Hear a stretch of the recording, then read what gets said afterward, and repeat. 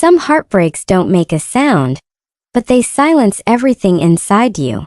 When mine happened in Denmark, even simple English words felt heavy, blurry, and impossible to hold. This video is the quiet journey of rebuilding myself through listening slowly, speaking gently, and discovering the strange truth that brokenness can create unexpected beauty. If you've ever wanted to give up on English or on yourself, you might find a piece of your story here. The breaking moment. There's a strange thing about pain. It doesn't wait for permission. It walks straight into your day, sits down beside you, and pretends it owns the room. That's exactly what happened to me in Denmark.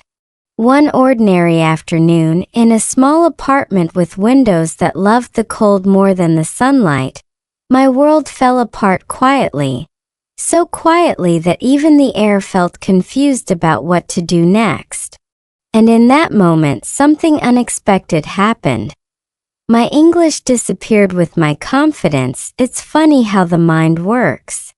You can live abroad for months, speak English every single day, and still feel like the language abandons you at the exact moment you need it most. Scientists say that when your heart breaks, your brain reacts like it's in physical danger.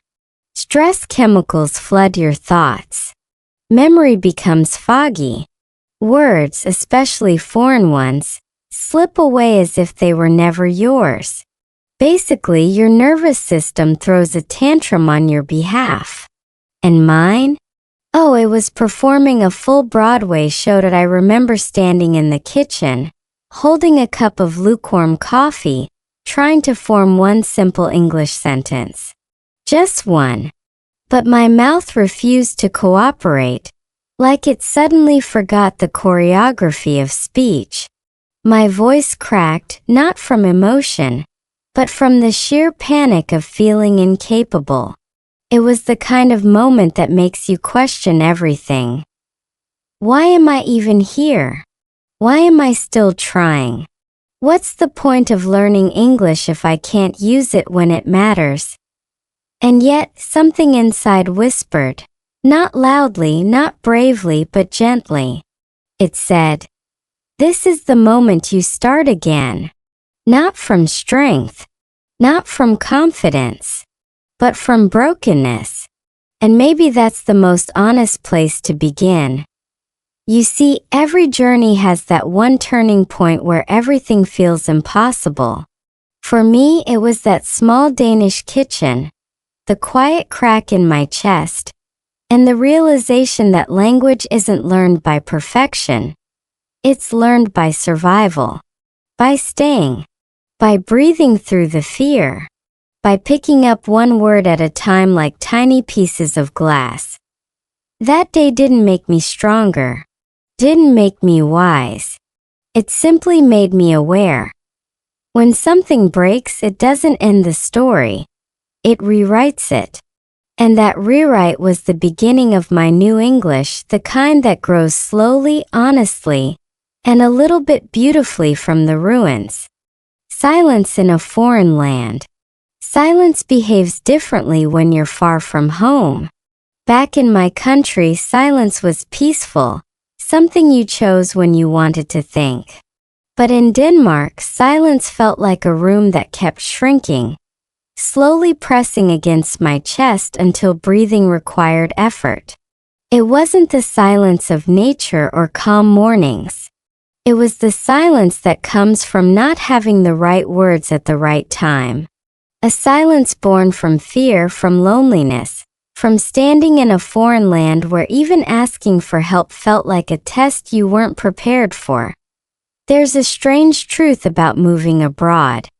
You imagine adventure, growth, and new beginnings.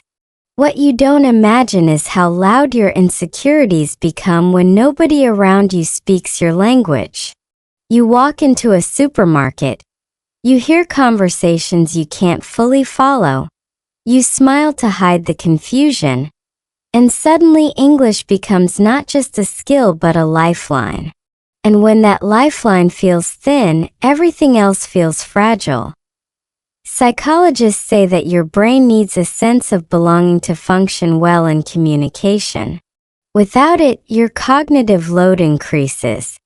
That means your brain works harder just to do basic tasks, like listening, reading, or answering simple questions. So if you've ever wondered why speaking English feels harder when you're stressed or lonely, it's not because you're bad at languages. It's because your brain is busy trying to keep you emotionally safe. Great timing, right? Your heart aches and your brain says, "Let's panic about vowels today." I remember walking through the streets of Copenhagen, surrounded by beautiful architecture and calm bikes gliding past me. Everything looked peaceful, but inside, it felt like the world was spinning too fast. People spoke Danish, switched to English effortlessly, and meanwhile my thoughts were buffering like an old computer. When someone said, "How are you?" I heard the words, but my mind needed extra seconds to translate, prepare, and deliver an answer that sounded human. That kind of silence makes you question who you are. Not dramatically, but quietly, like a soft echo that refuses to leave. And you start to wonder, if I can't express myself, do I even exist fully here? It's a scary question, but also a true one. Because language isn't just communication. It's identity. It's presence. It's belonging. But here's the beautiful twist. That silence, uncomfortable as it was, became the empty space where my new voice would eventually grow. Slowly, carefully, and one imperfect sentence at a time. When words stop working, there's a moment every language learner dreads. The moment when your mouth opens, your brain panics, and your words decide to run away like rebellious teenagers. Mine happened in the middle of a perfectly normal conversation in Denmark. A friend asked me something simple, something I'd answered 100 times before, and suddenly my English froze. Not paused, not slowed, completely froze, like someone unplugged my entire vocabulary. It's a ridiculous feeling when you think about it. You know the words. You've practiced them. You've repeated them in the shower, on the bus, in your notes. And yet, when the real world asks you to speak, your voice collapses like a cheap folding chair. Scientists call this language shutdown, a reaction triggered when your brain senses embarrassment before it happens. Your mind tries to protect you by shutting down the very thing you need, your ability to communicate. Basically, your nervous system becomes that friend who panics more than you do. I remember staring at my friend, trying to put together a sentence that used to feel easy. My tongue felt heavy, like it was made of stone. My mind kept shouting, "Say something!" But nothing came out except a weak, awkward sound, somewhere between a sigh and a squeak. My friend waited patiently, but inside I was sinking into a hole of embarrassment so deep I could probably see the earth's core. And that's the dangerous part. When words stop working, you don't just lose a sentence, you lose confidence. You start to avoid conversations. You speak less. You listen less. You even think less in English because you're afraid of failing again. The fear is quiet but powerful, like a shadow that follows you everywhere. But here's the truth I wish someone had told me earlier. A language meltdown doesn't mean you're bad at English. It means you're human. It means your brain is overwhelmed. It means your emotions are louder than your grammar. Even native speakers lose words when they're tired, scared, or heartbroken. You're not behind, you're just alive. And strangely, that moment when my words collapsed became the moment I realized something important. If language can break, it can also rebuild. And sometimes the rebuilding begins exactly where everything falls apart. The science of heart and language. Imagine your brain as a giant orchestra. On a normal day, every section plays in harmony. Memory, emotions, language, focus. But when your heart breaks, it's like someone suddenly slams a drumstick onto the floor, throws a trumpet out the window, and tells the violins to play upside down. That's exactly what happened to me in Denmark. My heart cracked, and my English turned into scattered notes that refused to form a melody. Science has a surprisingly unromantic explanation for this. When you're heartbroken, your body releases cortisol, the stress hormone that prepares you to fight danger or run away from it. The problem? You're not fighting anything. You're just trying to speak English. But your brain doesn't care. It thinks you're under attack, so it redirects energy away from language processing areas and dumps it into survival mode. The result? You stand there, heart pounding, and your sentence, "Can you help me?" melts into a confused, trembling whisper. In short, your nervous system is throwing a tantrum on your behalf. A study from the University of Chicago even found that emotional distress can reduce second language processing ability by 30 to 40%. Suddenly, everything made sense. The forgotten words, the blurry listening, the slow responses. I wasn't stupid. I wasn't weak. My emotional bandwidth was simply overflowing. I remember sitting at a Copenhagen train station, staring at a simple sign I had read dozens of times before. But that day, the letters looked like they were dancing, mocking me gently. I tried reading slowly, carefully, like peeling a sticker without tearing it. My brain, however, refused to cooperate. It was tired. It was sad. It was busy trying to keep me afloat emotionally. English didn't vanish. It just slipped into a soft, temporary sleep. Oddly enough, understanding this brought relief. I wasn't broken. I wasn't going backward. I was healing. And healing is always messy, always slow, always uncomfortable, but never meaningless. That scientific realization became the turning point for me. If emotions could silence my English, then caring for those emotions could also bring my voice back. And maybe, just maybe, bring it back stronger than before. A Danish winter lesson. Winter in Denmark has a very specific personality. It's quiet, a little dramatic, and absolutely convinced that sunlight is optional.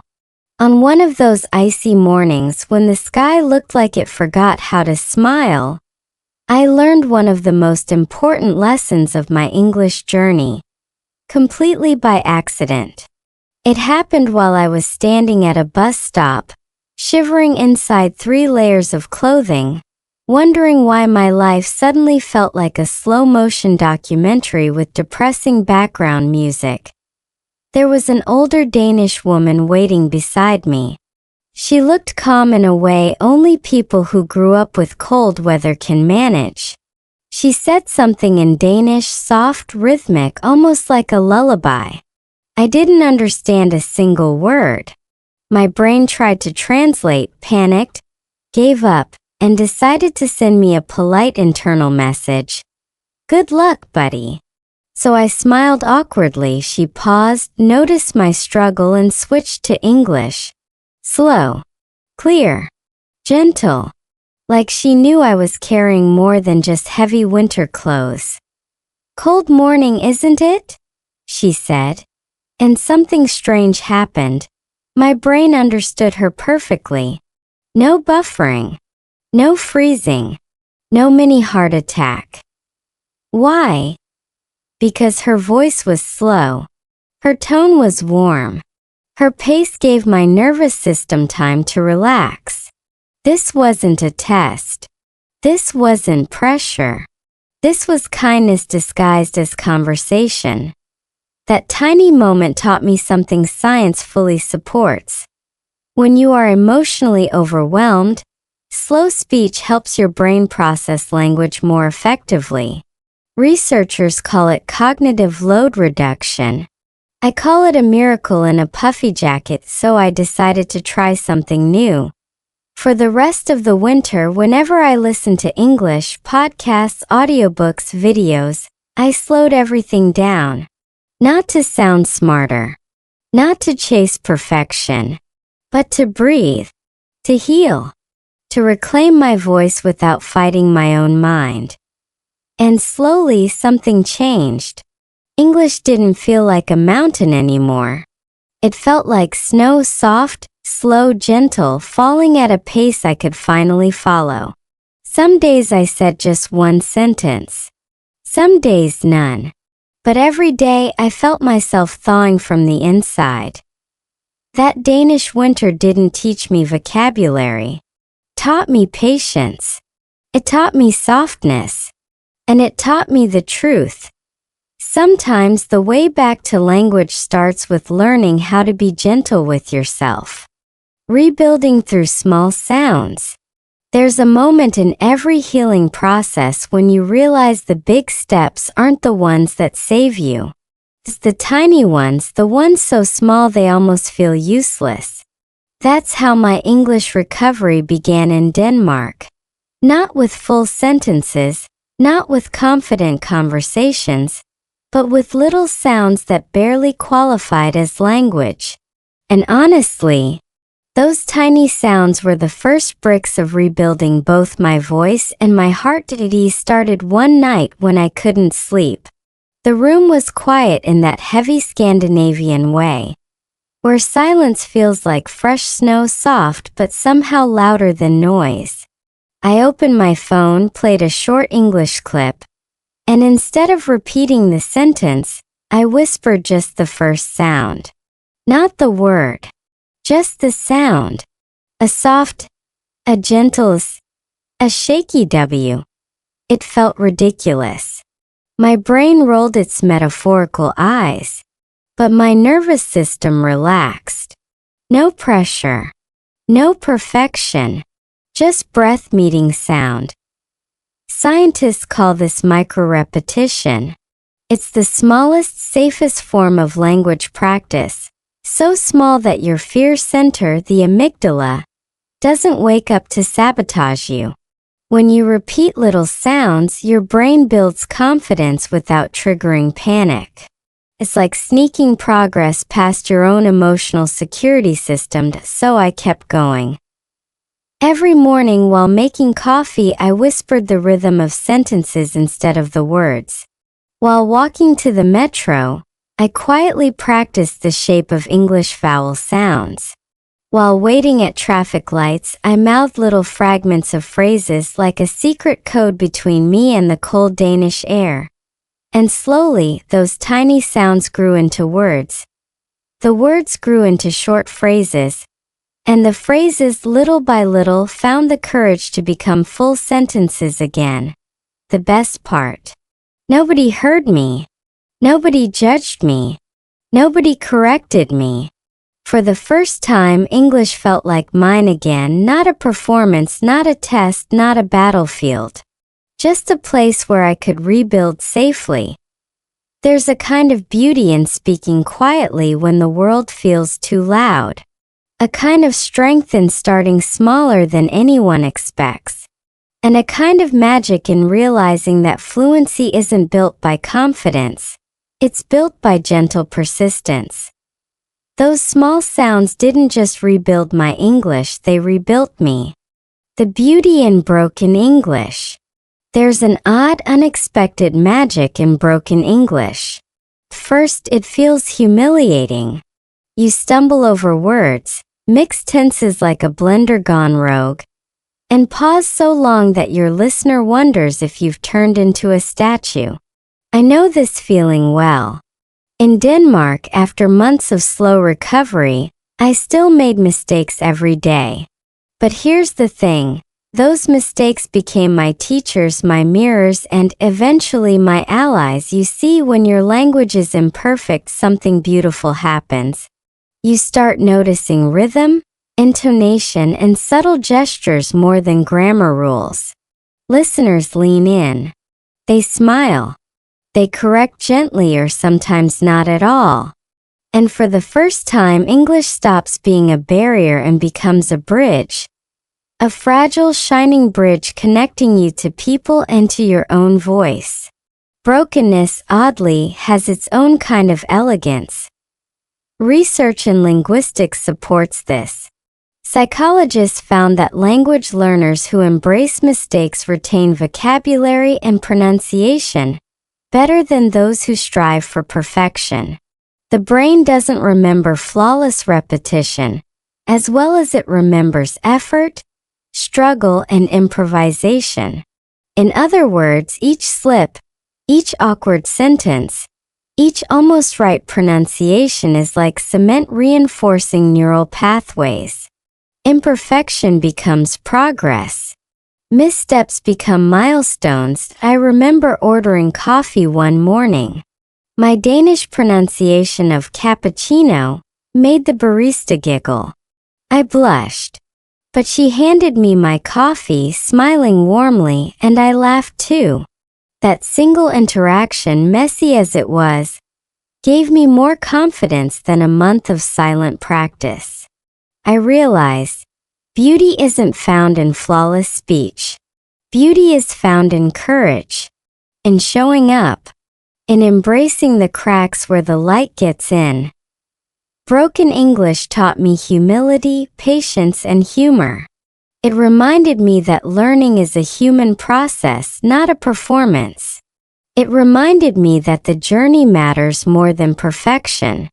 And it reminded me that my story, my voice, is valuable precisely because it's real, not polished. So when your sentences wobble, when your verbs hesitate, when your pronunciation isn't perfect, smile.